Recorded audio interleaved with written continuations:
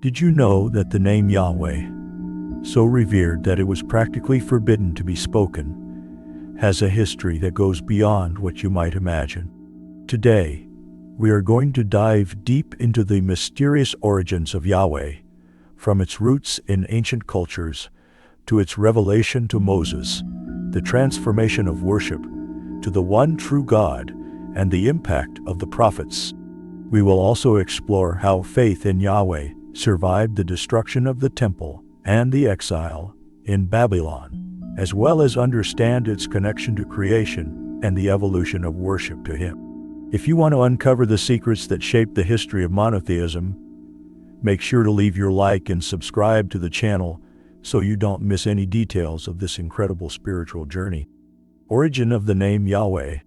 The name Yahweh holds immense theological and historical depth, and its origin is directly tied to the heart of Judaism and the monotheistic concept that this people developed over the centuries.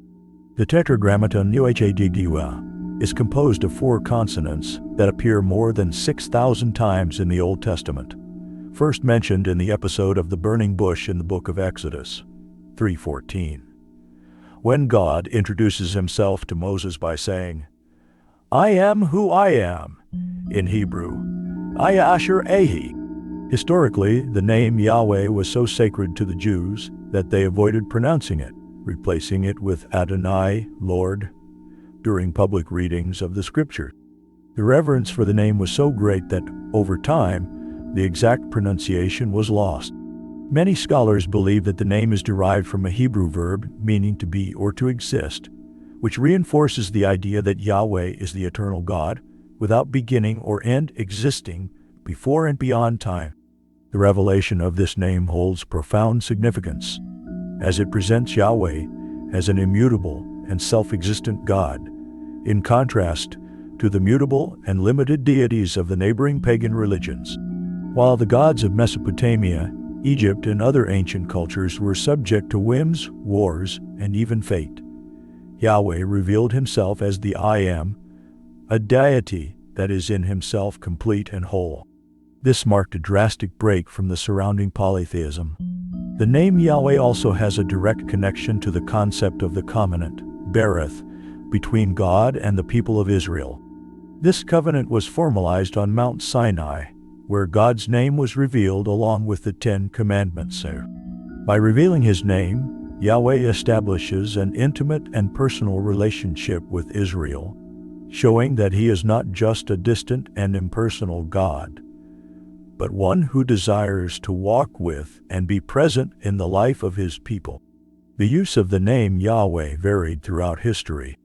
During the Second Temple period, after the return from Babylonian exile, the use of the name became even more restricted, and new traditions arose to avoid its pronunciation. The practice of replacing Yahweh with Adonai became definitively adopted in religious rituals, and scribes, when writing Yahweh's name in copies of the Scriptures, would perform purification rites as a sign of respect.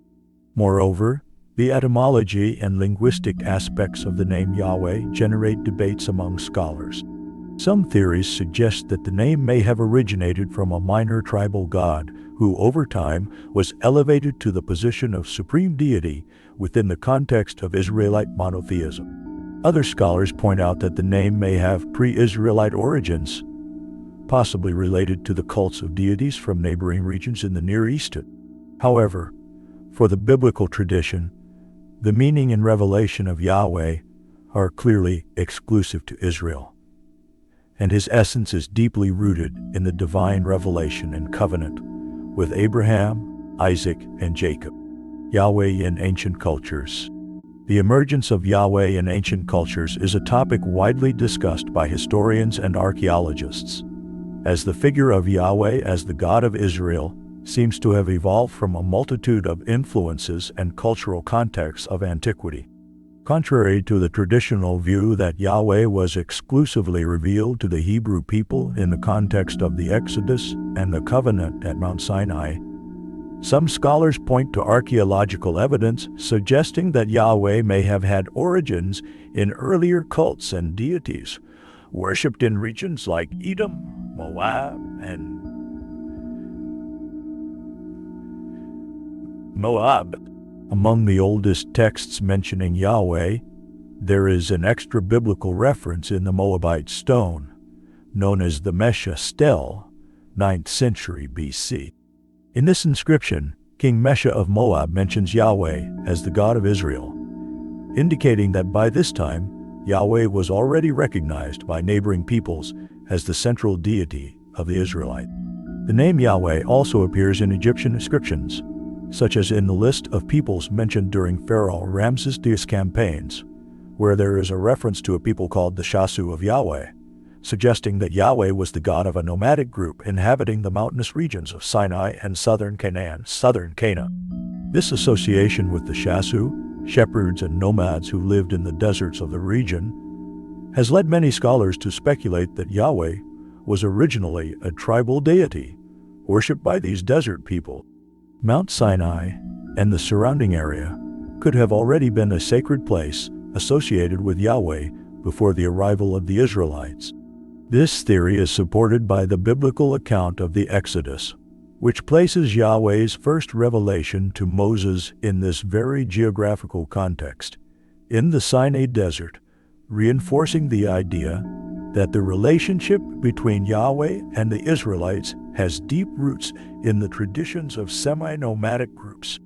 However, over time, with the formation of the people of Israel and the establishment of a religious and national identity, Yahweh became increasingly associated with a supreme God, absorbing and surpassing other Canaanite and neighboring regional deities. It is important to note that the culture of Canaan, where the Israelites settled, was predominantly polytheistic. The worship of Baal, El, and Asherah was prevalent.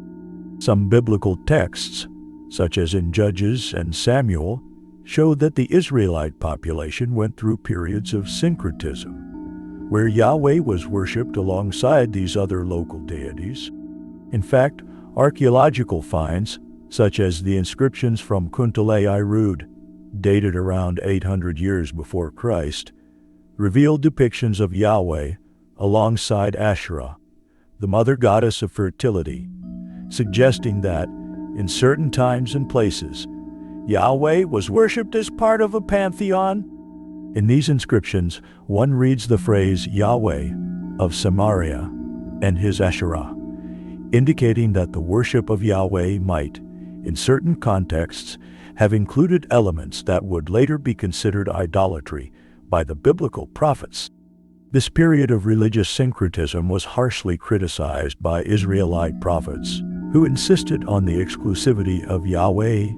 During the reigns of Judah and Israel, Yahweh's worship was often mixed with the cult of Baal and other local gods, which led to condemnation of the kings and people by figures like Elijah, Hosea, and Jeremiah. These prophets called the nation back to the purity of monotheistic worship, reiterating that Yahweh was the only true God and demanded absolute fidelity from his people. As Yahweh's worship became consolidated, especially after King Josiah's religious reforms in the 7th century BC, Yahweh ceased to be seen as a deity associated with a specific land or tribe and came to be recognized as the creator of heaven and earth, transcending geographical and cultural boundaries. Strict monotheism, which affirmed that Yahweh was the only existing God, was a significant theological innovation in the context of the Near East, and it is one of the characteristics that distinguishes the Israelite tradition from the polytheistic religion surrounding it. Over time, the worship of Yahweh was purified of foreign influences, and the name Yahweh came to represent not just a tribal deity, but the one sovereign God, whose revelation to Israel established a new understanding of the divine in the ancient world. This evolution was crucial for the development of Jewish, Christian, and later Islamic theology, marking the beginning of a monotheistic tradition that would spread across the world. Revelation to Moses. The revelation of Yahweh to Moses on Mount Sinai, described in Exodus 3, is one of the most significant and emblematic events in biblical tradition. In this episode, Yahweh appears to Moses in the form of a burning bush, a supernatural vision in which a plant was ablaze but not consumed. This detail carries deep symbolism. The burning bush is a sign of the divine presence, a manifestation of Yahweh's power, capable of defying natural laws, revealing that he transcends creation itself. In the Bible, fire often symbolizes purification, power, and God's holiness, and the fact that the bush was not consumed demonstrates Yahweh's eternal and unchanging nature.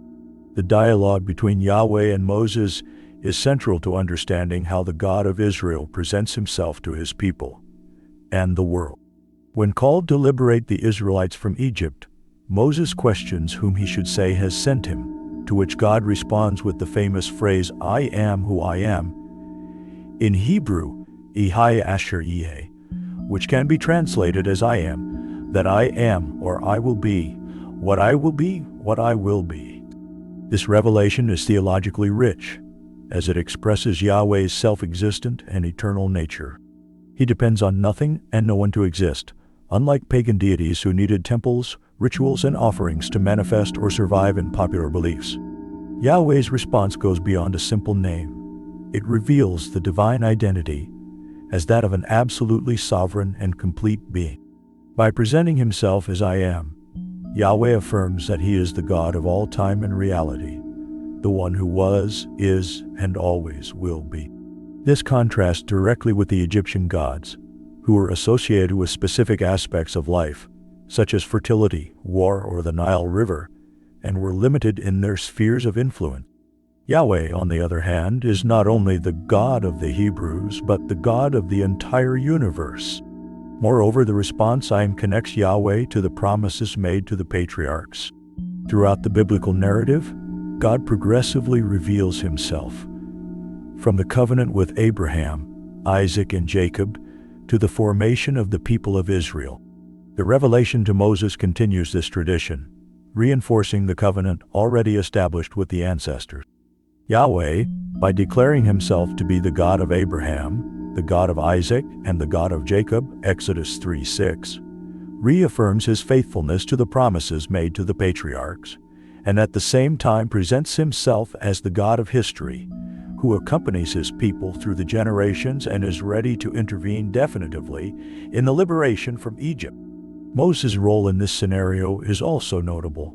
Moses, an exiled prince of Egypt and a shepherd in Midian, is chosen to be Israel's liberator, a nearly impossible mission from any human perspective. He hesitates and expresses his insecurity on several occasions, but Yahweh's response to each of his questions is always direct. "I will be with you." This assurance reinforces the idea that the liberation from Egypt will not be Moses' work, but Yahweh's, who will act powerfully to fulfill his purpose. The liberation from Egypt is in itself a turning point in the history of the people of Israel and the development of monotheism. Yahweh does not present himself as a distant and transcendent God, but as a personal God who hears the cries of the oppressed and responds. The biblical narrative makes it clear that the oppression of the Israelites did not go unnoticed by Yahweh. "I have indeed seen the oppression of my people in Egypt, and I have heard their cry because of their taskmasters," Exodus 3:7. This shows a compassionate God involved in human history, not merely a cosmic force or a philosophical idea. Yahweh is actively committed to the well-being and liberation of his people. The Exodus, both as a historical and theological event, marks Yahweh's establishment as the liberating God, a theme that will be repeated throughout the Bible. The Jewish Passover, Pesach, is born from this event, celebrating the divine intervention that led to the Hebrew people's freedom. Yahweh is shown as the God who acts in history, who fights against injustice and defeats the oppressive powers of Egypt. From then on, the identity of the people of Israel becomes defined in relation to Yahweh, who brought them with a mighty hand out of slavery and led them to a new land. This event also points to a future and eschatological dimension of biblical faith. The liberation of Israel from Egypt becomes a prototype for future acts of Yahweh's redemption, Whether in the restoration of Israel after the Babylonian exile or in the prophet's visions of the establishment of a new kingdom of justice. In Christianity, this same concept is reinterpreted in the figure of Jesus Christ, who is seen as the incarnation of Yahweh's I Am, John 8:58, bringing definitive liberation not only from physical captivity, but from the spiritual captivity of sin. Yahweh and Israelite monotheism. The transformation of Yahweh from a regional deity worshipped by a group of nomads to the supreme God of Israelite monotheism unfolded over several generations and pivotal historical events.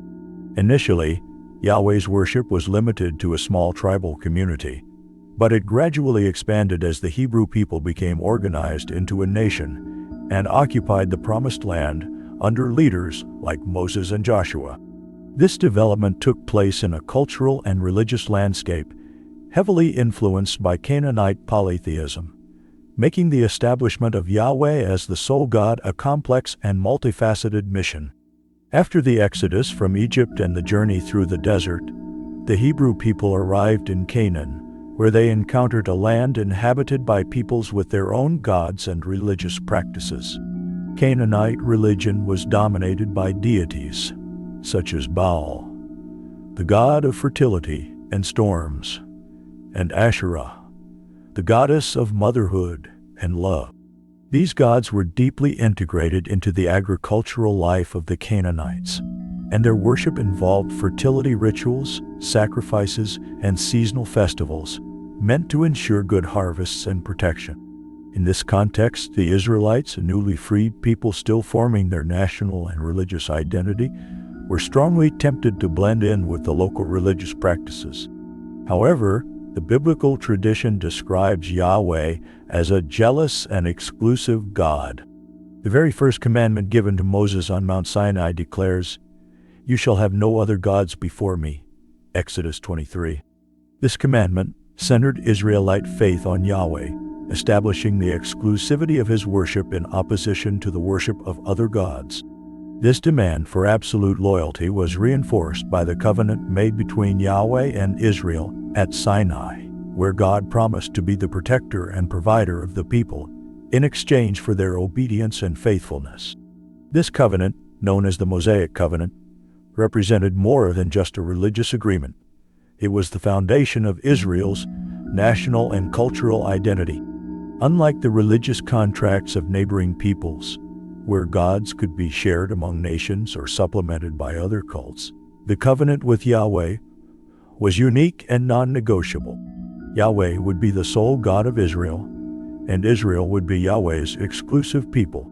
This pact was renewed several times, both in Moses' speeches and in Joshua's after entering the Promised Land, and its maintenance was seen as essential to continuing divine blessings and protection. However, Israelite monotheism did not emerge immediately or completely. In the first centuries, after the conquest of Canaan, as recorded in the book of Judges, the Israelites frequently wavered between worshiping Yahweh and being tempted by local gods. This tension was exacerbated by the challenges of life in Canaan, where agriculture was difficult and the Canaanite religious rituals, especially those linked to fertility, seemed to promise material stability and prosperity. The cycles of unfaithfulness to Yahweh, followed by foreign oppression, repentance, and deliverance, as narrated in Judges, reflect this ongoing struggle to maintain exclusive worship of Yahweh amidst the cultural and religious pressures surrounding them.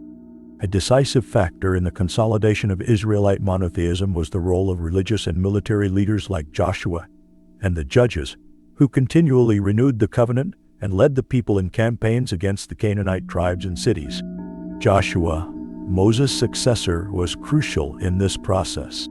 His famous declaration at the end of his life, "Choose this day whom you will serve, but as for me and my house, we will serve the Lord," Joshua 24:15, is a key moment in the call to monotheism and exclusive loyalty to Yahweh.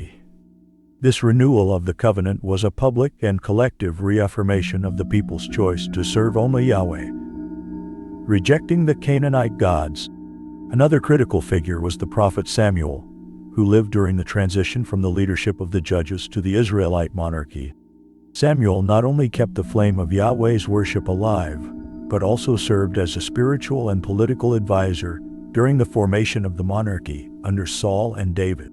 He rebuked the people for their inclination towards syncretism, urging them to abandon idols and return exclusively to Yahweh. Under Samuel, the concept of Yahweh as the supreme king of Israel was reinforced, an idea that became central during the reigns of Saul and David, when monotheism began to take root at the heart of Israelite society. The reign of David, in particular, marked a significant turning point in centralizing the worship of Yahweh. David not only unified the tribes of Israel, but also made Jerusalem the political and religious center of the nation, bringing the Ark of the Covenant to the city and establishing the idea that Yahweh was both the God of the people and the new kingdom. This religious centralization was further solidified with the construction of the temple by Solomon, David's son. The temple in Jerusalem became the physical symbol of the covenant between Yahweh and Israel, and Yahweh's worship was concentrated there, temporarily distancing local and rival cult cults. The temple, however, was more than just a religious building. It represented the spiritual heart of Israel and the place where Yahweh dwelled among his people. Its construction was a crucial step in the transition of Yahweh from a God associated with specific places, such as Sinai or the sanctuaries at Gilgal and Shechem, to a God present in a central and unifying location. Yet even with the temple, later kings often tolerated or encouraged the worship of other gods, creating internal conflicts that the biblical prophets vehemently denounced. Over time, Israel's identity as the people of Yahweh solidified, especially in times of crisis, such as during the Babylonian exile. In these moments of trial, Yahweh was reaffirmed as the one true God, capable of both judging and saving not only Israel, but all nations. Prophets and the exclusivity of Yahweh. The Israelite prophets played a crucial role in reaffirming and defending the exclusivity of Yahweh throughout the history of the people of Israel. They were the voices that, in the midst of political, social, and religious crises, called the people back to faithfulness to the one true God. Over the centuries, the Israelites faced various cultural influences that threatened the nascent monotheism, and it was in this context that prophets like Isaiah, Jeremiah, Hosea, Ezekiel, and Amos emerged as fervent defenders of Yahweh's exclusive sovereignty. Their central message was clear: Yahweh would not tolerate rivalry with other deities, and idol worship would bring severe consequences for the nation. In the Old Testament, the concept of idolatry is broad, referring to any form of deviation from the exclusive worship of Yahweh. This included both the worship of pagan gods and religious syncretism, where Yahweh was worshipped alongside other deities, such as Baal, Asherah, and Molech. The prophets viewed this practice as a betrayal of the covenant established between Yahweh and Israel at Mount Sinai, where the nation had committed to following only the God of Abraham, Isaac, and Jacob. This covenant, in the prophetic vision, allowed no compromises. Yahweh demanded total loyalty. Isaiah, for example, operated in the 8th century BC, when the kingdom of Judah faced external threats from powers like Assyria and internal pressures from moral and religious corruption. Isaiah vigorously denounced the idolatry practiced by the people and the leadership of Judah, even mocking those who worshipped idols made of wood or stone. In Isaiah 44:9-20, he sarcastically describes the process of creating an idol. The craftsman uses part of the wood to make a fire and cook his food, and with the rest, he molds a god to worship. Isaiah contrasts this futility with Yahweh's sovereignty, the creator of the universe, emphasizing that Yahweh cannot be represented by human works. His message was that only the living and true God, who had created the heavens and the earth, was worthy of worship. Jeremiah, another great prophet, worked during a time of intense turmoil on the brink of Jerusalem's destruction and the Babylonian exile in the 6th century BC. Like Isaiah, Jeremiah also condemned the pervasive idolatry in Judah. In the book of Jeremiah, he denounces how the people turned to foreign gods, seeking protection and prosperity, instead of trusting exclusively in Yahweh. He proclaims that such infidelity would bring severe judgment. Jeremiah 2:13 powerfully captures this critique, accusing the people of forsaking Yahweh, the fountain of living water, to dig for themselves broken cisterns, a metaphor for the futility of relying on false gods. To Jeremiah, idolatry was like digging dry wells for water while ignoring the true source of life.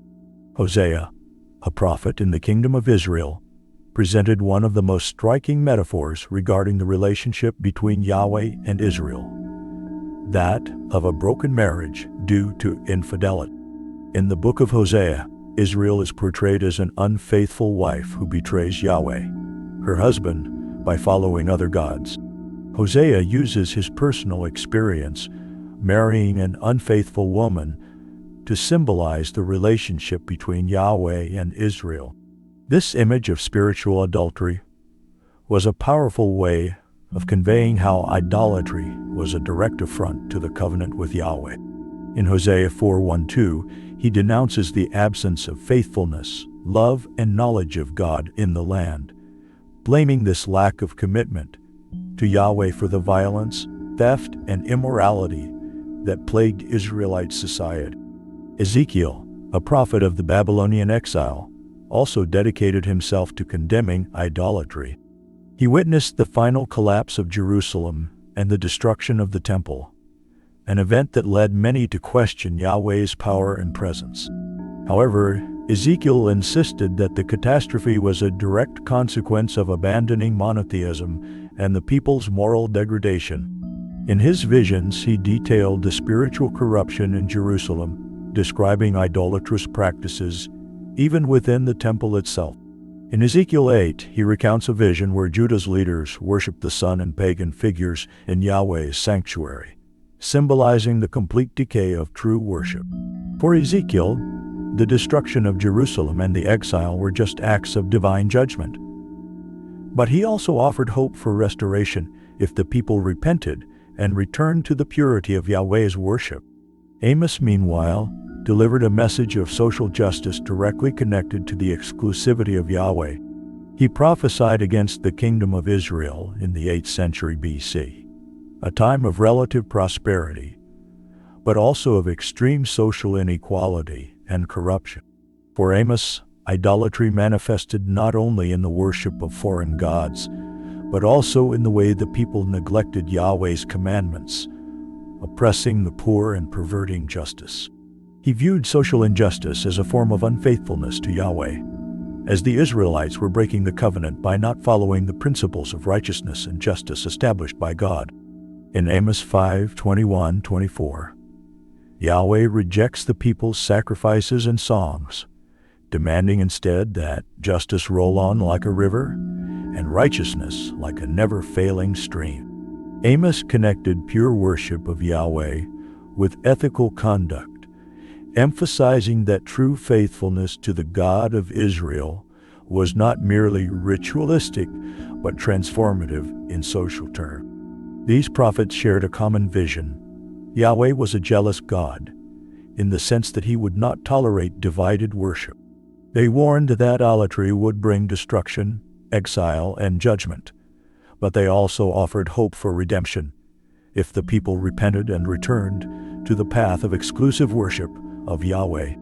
For the prophets, the exclusivity of Yahweh was not just a theological issue, but a moral and social requirement that had to shape every aspect of Israelite life. Yahweh in the Babylonian exile.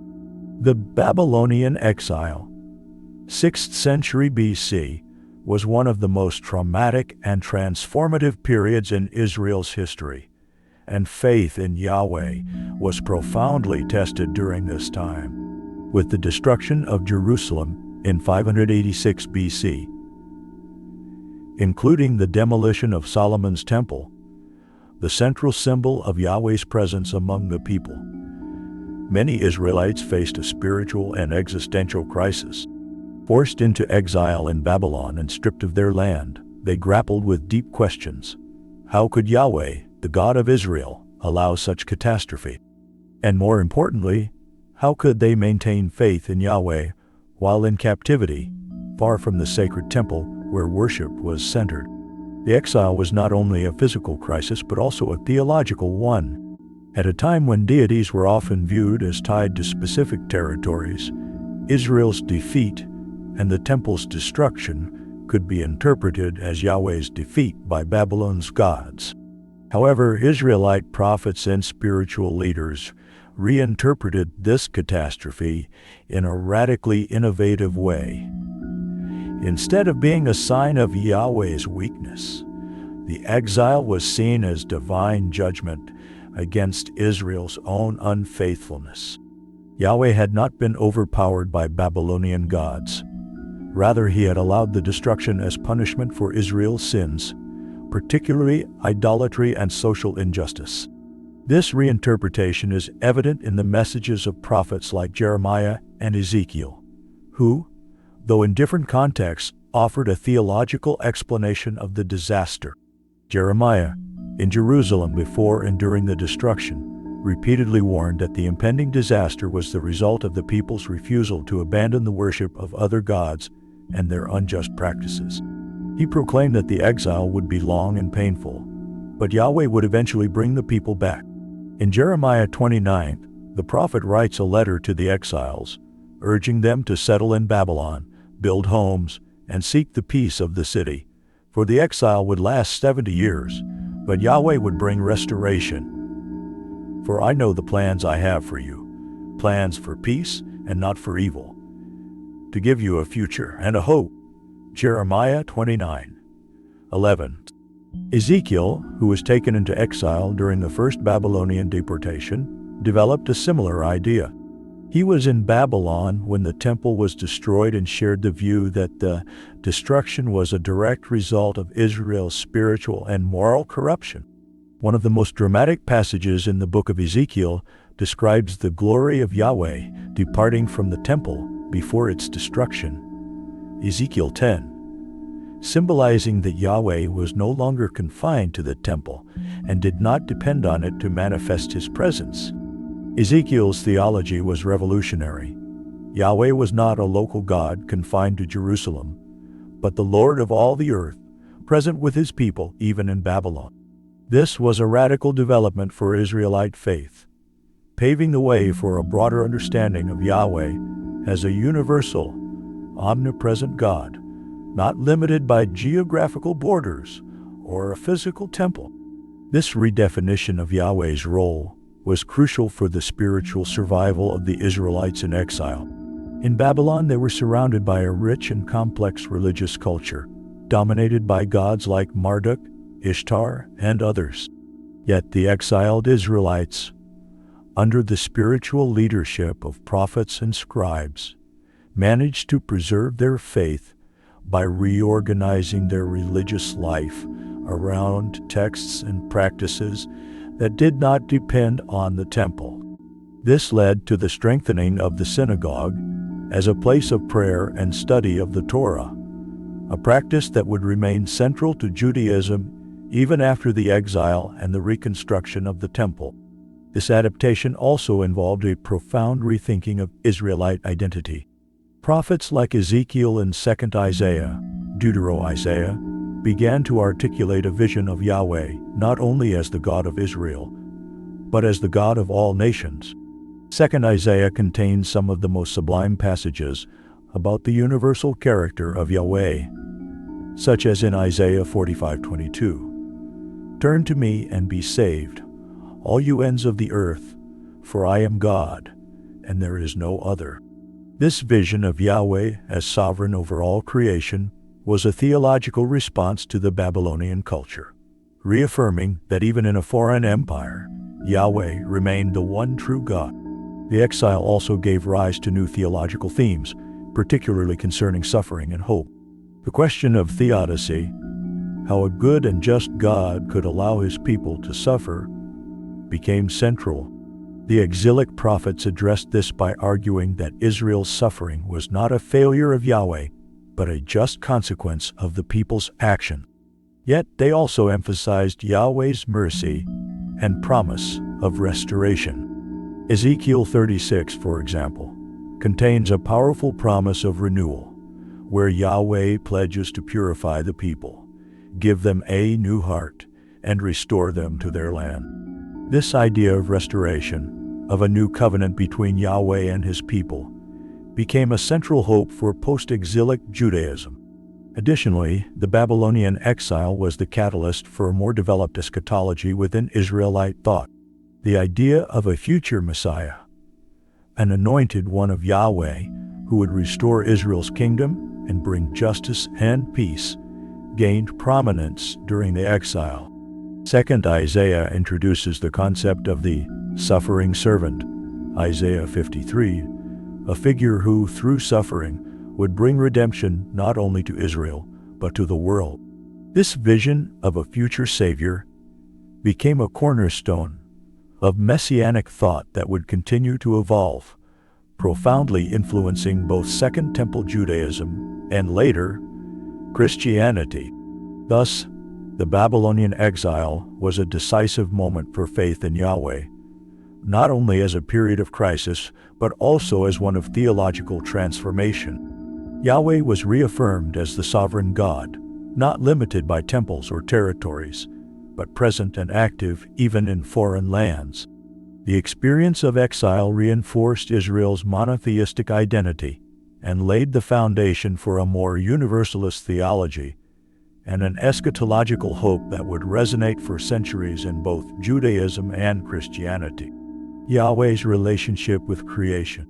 Yahweh's relationship with creation, as described in the biblical account, especially in the book of Genesis, is fundamental to Judeo-Christian theology and marks a crucial distinction between Yahweh and the deities of other ancient cultures. Unlike many ancient Near Eastern creation myths, where the universe results from conflicts between gods or chaotic processes, the biblical narrative presents Yahweh as the sovereign creator who brings order to chaos in a deliberate, planned, and peaceful manner.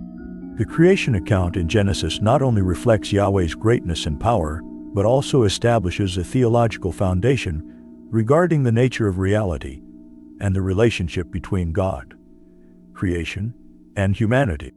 At the beginning of the book of Genesis, the famous phrase, "In the beginning, God created the heavens and the earth," Genesis 1:1, introduces Yahweh as the sole author of creation. This stands in stark contrast to other contemporary accounts, such as the Babylonian Enuma Elish, in which the universe is born out of a battle between gods. In Babylonian mythology, the god Marduk defeats the chaos goddess Tiamat and creates the world from her body.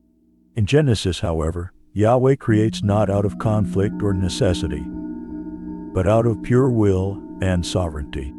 Creation is not an act of war, but one of love and order, where Yahweh establishes all things with purpose and harmony.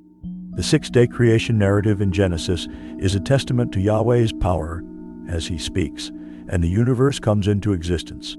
The repeated phrase, "And God said, 'Let there be," followed by the creation of light, sky, earth, life, and everything in them, reflects a God whose word is effective, creative, and definitive. The act of creating through divine speech emphasizes Yahweh's omnipotence, as he needs no tools, pre-existing materials, or partners in creation. He simply speaks, and what did not exist comes into being. This creative sovereignty was a revolutionary concept in a time when gods were often seen as part of nature, subject to greater forces, and bound by the needs and limitations of the cosmos. The Genesis account also emphasizes the goodness of creation After each creative act, Yahweh observes what he has made and declares that it was good. This refrain reaffirms that the material world is not just functional, but inherently good, reflecting Yahweh's goodness and wisdom. This positive view of the material world is radically different from many ancient worldviews, in which matter was often considered evil or impure, a prison for the spirit. In Genesis, the physical creation is celebrated as the intentional and perfect work of a loving Creator. Even the seventh day, the day of rest, reflects the goodness and completeness of creation, as Yahweh, having completed his work, rested and sanctified the time, establishing a pattern of rhythm and balance for human life. Creation of humanity, described in Genesis 1:26-27, is the culmination of the account. Yahweh creates man and woman in his image and likeness, giving humanity a unique place in the created order. Being in the image of God implies a series of responsibilities and privileges. Humans are called to reflect Yahweh's character in the world, exercise dominion over creation, Genesis 1:28, and be representatives of God on earth. This highlights the relational nature of creation. Yahweh is not a distant creator, but one who establishes a direct and personal relationship with humanity. The concept of image also suggests that humans have a special dignity, with rational and moral capacities that distinguish them from the rest of creation. This idea forms the foundation for the sanctity of human life, a notion that has profound ethical implications throughout the Bible and beyond. The second creation account in Genesis 2 offers an even more intimate perspective on Yahweh's relationship with humanity. Yahweh is described as forming man from the dust of the ground and breathing into his nostrils the breath of life, Genesis 2:7. This act of breathing life into man is a powerful image of Yahweh's closeness to human creation. He is not a distant or indifferent God, but is involved and present, directly giving life to humanity and establishing a deep relationship of care and responsibility. Furthermore, Yahweh places man in the Garden of Eden, a place of beauty, abundance, and order, to work it and take care of it, Genesis 2:15. This mandate reveals humanity's role as co-stewards of Yahweh's creation. Work in this context is seen as a good thing, part of Yahweh's original plan for humanity. Eden reflects Yahweh's desire for the earth to be a place of harmony and prosperity, where humans live in peace with nature, with God, and with each other. However, sin enters the narrative in Genesis 3, and with it, the relationship between Yahweh, humanity, and creation is deeply affected. Adam and Eve's disobedience in eating from the tree of the knowledge of good and evil brings a curse upon the land and introduces death, suffering, and disorder into the world. Creation, which was originally good and perfect, now suffers the consequences of human sin.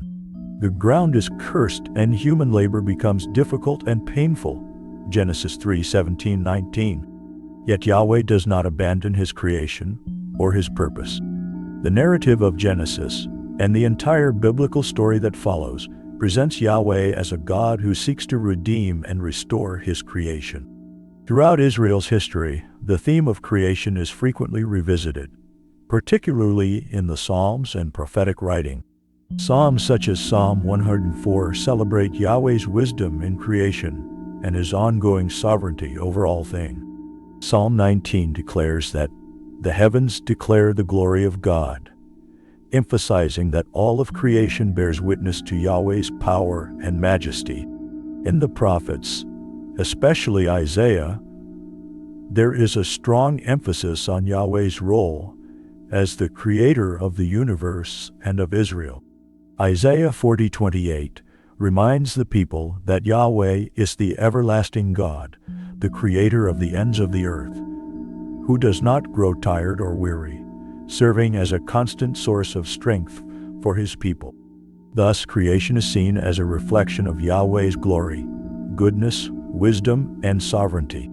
This vision of Yahweh's creation as good, intentional, and ordered is one of the pillars of biblical thought and provides the foundation for the hope that, despite the chaos and corruption introduced by sin, Yahweh has not abandoned his creation. The prophetic and New Testament eschatological vision points to a future where Yahweh will fully restore creation, eliminating sin and death, and establishing a new heaven and a new earth where justice will reign. Isaiah 65:17, Revelation 21:1. In this sense, Yahweh's relationship with creation is not just a past event, but a continual promise of redemption and renewal, culminating in a new order of peace and harmony. The evolution of worship of Yahweh after the Second Temple.